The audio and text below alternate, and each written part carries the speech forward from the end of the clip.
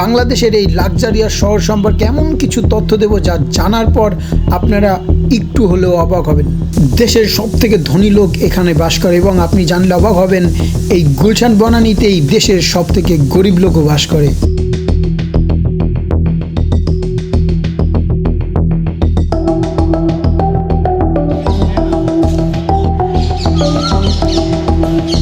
তো হ্যালো বন্ধুরা, সবাইকে স্বাগতম দি লাক্সারিয়াস সিটি অফ বাংলাদেশ।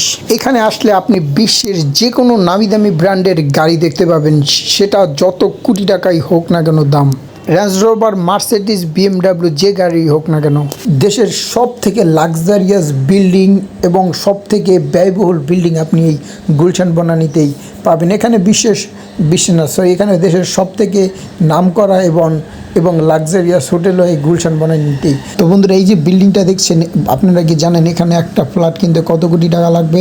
অনেকের হয়তো ধারণা নেই, কিন্তু আপনারা এই গুলশান বনানীতে শুধু এইরকম লাক্সারিয়াস অ্যাপার্টমেন্ট না, এখানে লাক্সারিয়াস হোটেলগুলোও দেখতে পাবেন, যেমন ওয়েস্টার্ন, রেনিসান্স, আরও বিভিন্ন ধরনের।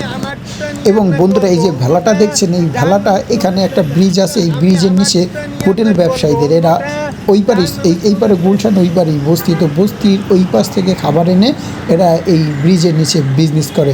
এই দেখেন বন্ধুরা, একদিকে হচ্ছে বস্তি এবং আপনি যদি এর উল্টো দিকে দেখেন, দেখেন একদম চাকচিক্য শহর গুলশান বনানী। তো এটাই মানে কথা আছে না, প্রদীপের নিচেও অন্ধকার থাকে। আপনি গুলশানে আসলে এটা দেখতে পাবেন, যেমন বড় বড় ধনী লোক এইরকম গরিব, যেমন অট্টালিকা এরকম আপনি দেখতে পাবেন বস্তি।